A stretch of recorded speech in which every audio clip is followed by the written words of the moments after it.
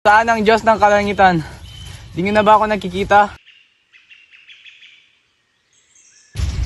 Ikaw ang dahilan sa lahat ng kasamaang ito. Dulot ng hiling mong mapagtaas at puring hinangad. O kalangitan, dinggin mo ko. Bakit nakakaya mo kong pagtiisan? O saan ngayon ako kakapit kung di ako dinidinig ng langit?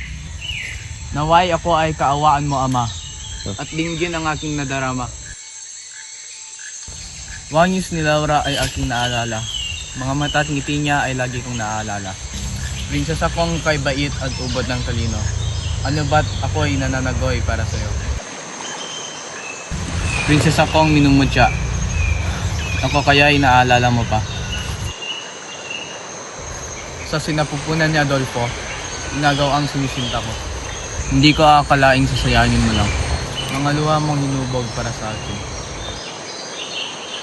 Yun nga't si Laura ang aking kailangan. Pagmamahal mo at pag-aaruga noong araw. Ay kailangan ko ang iyong pagdamay. Ang sinta mo ay nasa kamay ng kamatayan.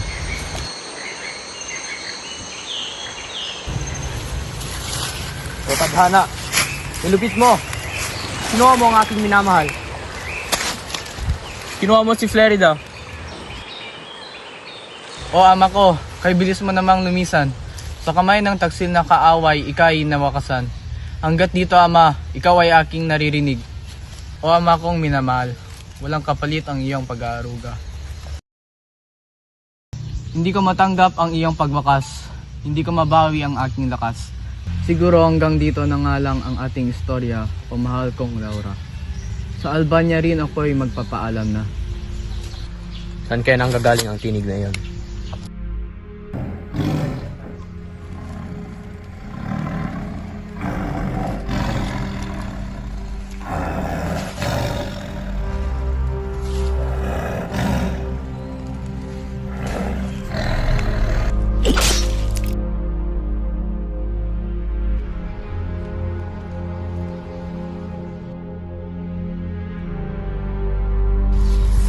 Isang Kristiyano. Parang kilala ko ang tao na ito.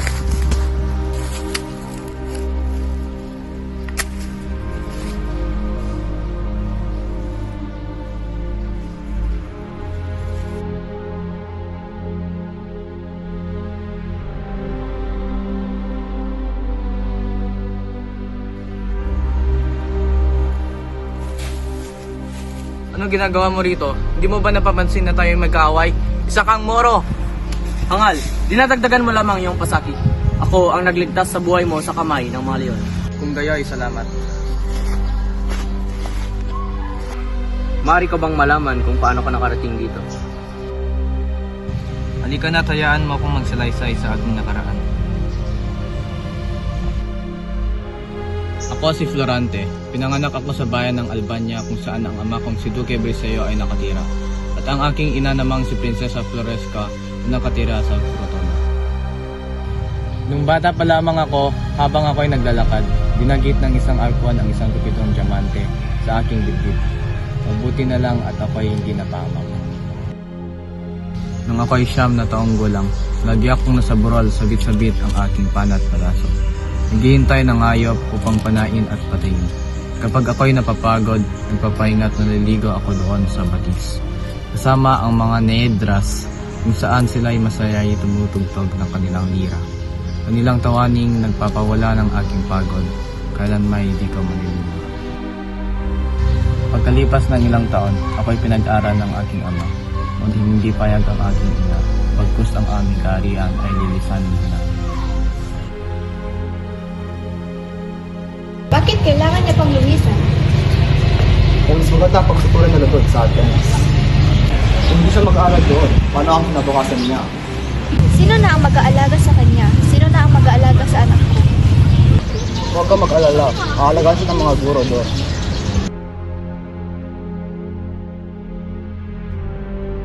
Maligayang pagdating, Florante. Ako nga pala si Altena, ang magiging guro mo. Maraming salamat po, Bill. Huwag kang mag-alala, Florante. Magugustuhan mo rin dito sa Atenas.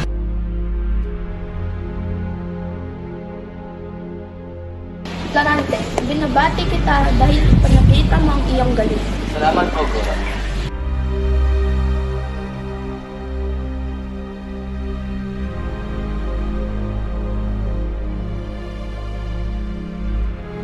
Si Florante at Adolfo ang una magsasalita.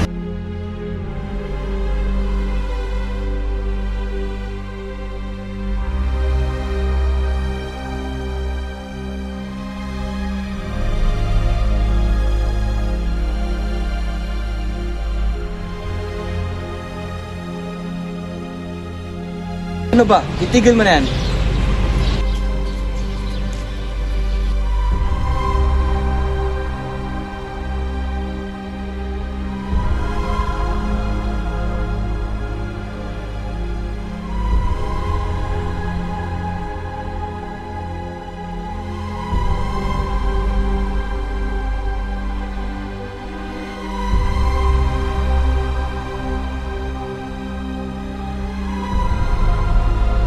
Aking ina, hindi lang man tayo nagsama ng matagal.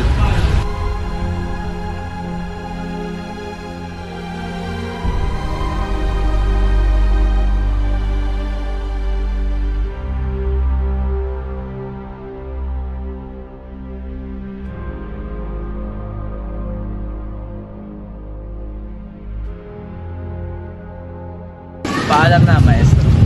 Florante, lagi mong tatandaan na mag-ingat kay Adolfo. Maraming salamat, aking guro. Hindi ko yan makakalimutan. Paalam, Florante. Menando, mas mabuti pang samahan mo si Florante sa Albano.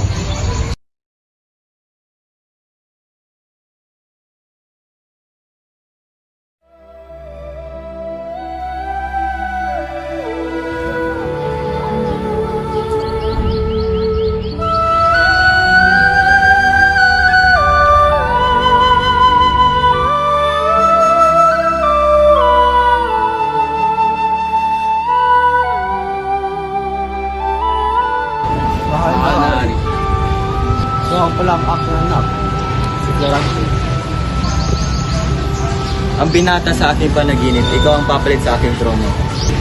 Maiiwan mo na kita, kakausapin ko ang iyong ama.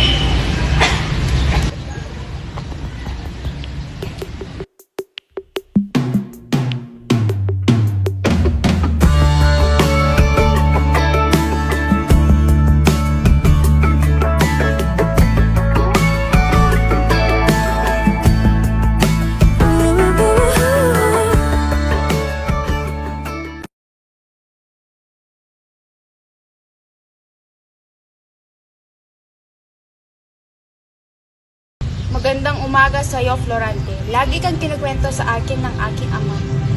Maaari ko bang malaman ang iyong pangalan, Binibini? Laura, ang anak ni Haring Linceo.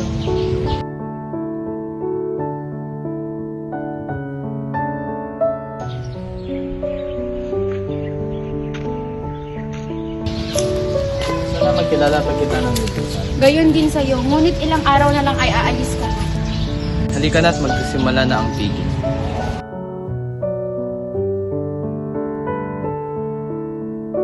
Magandang hapon, Florante. Maghanda ka na sa gaganapin na digmaan buwas. Maraming salamat po sa iyong panahon.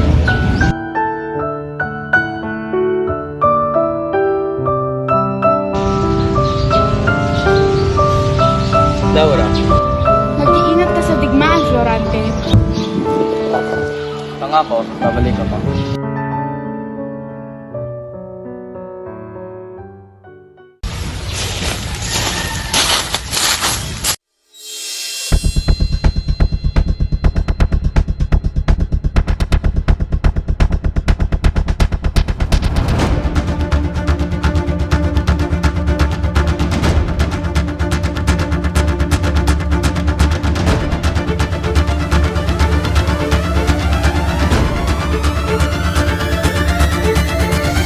mga kasama, lalaban tayo!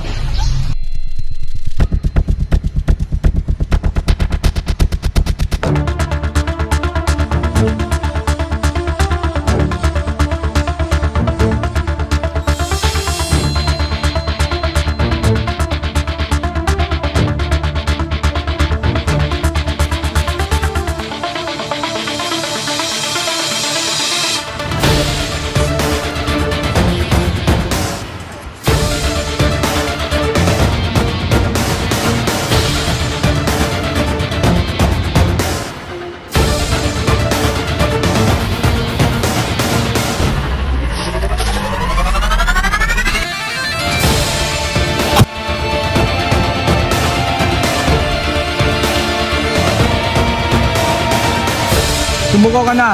Nampatay ko na ang mga kasama mo.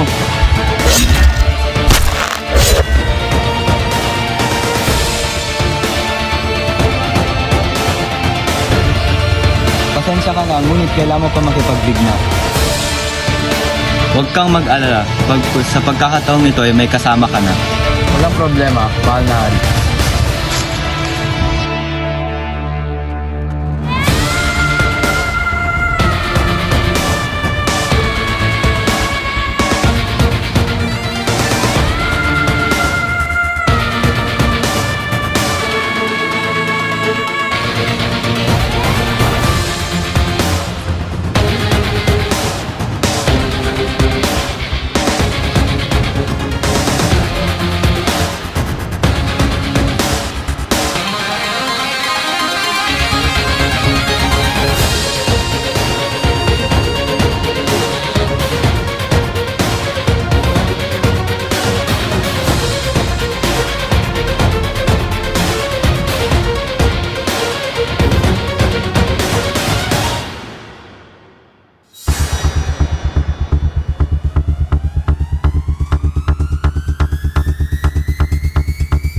Sumuko na kayo kung hindi papatayin ko ang inyong kasama!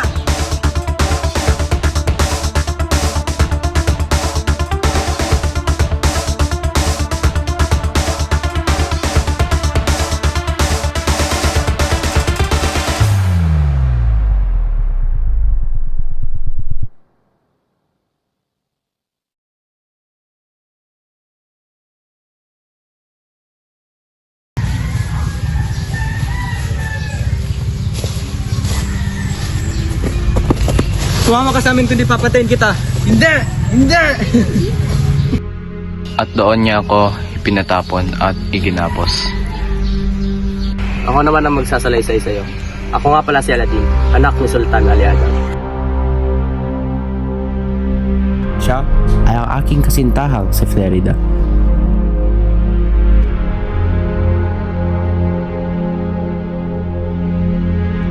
Florida, sumama ka sa akin kundi papatayin siya Aladdin.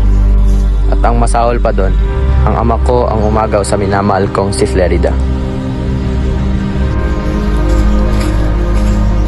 Laura, hawak ko ang buhay ni Florante. Sumama ka sa akin kundi papatayin ko siya.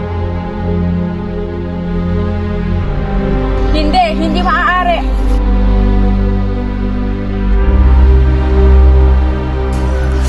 Hoy, itigil mo yan!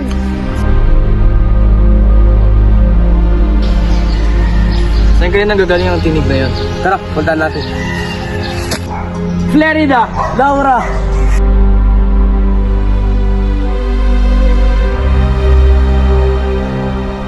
Ano ka napadpad dito, Laura? Simula nung nawala ka, naging magulo na ang bayan. Dalas akong pagtangkaan ni Adolfo.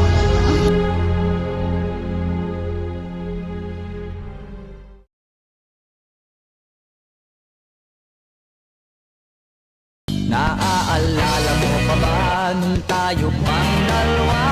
Di ko inakalang sisikat ka. Tinawanan ka kita, tinawag mo kang walang Aladdin, Florida. Binibinyagan ko kayong magkabiyak. iba na ang iyong ngiti, iba na ang iyong tingin. Nagbago ng lahat sa'yo. Sana'y Teka, saan nanggagaling ang tinig na iyon? Mahal. Mahal.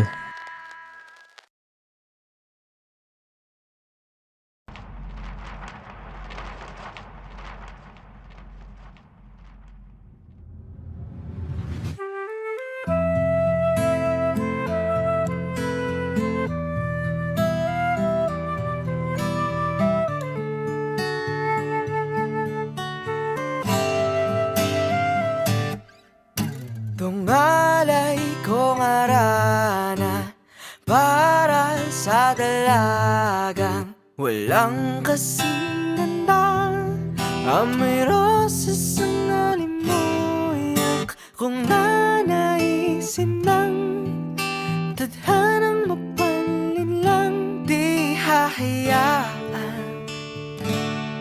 mawala pa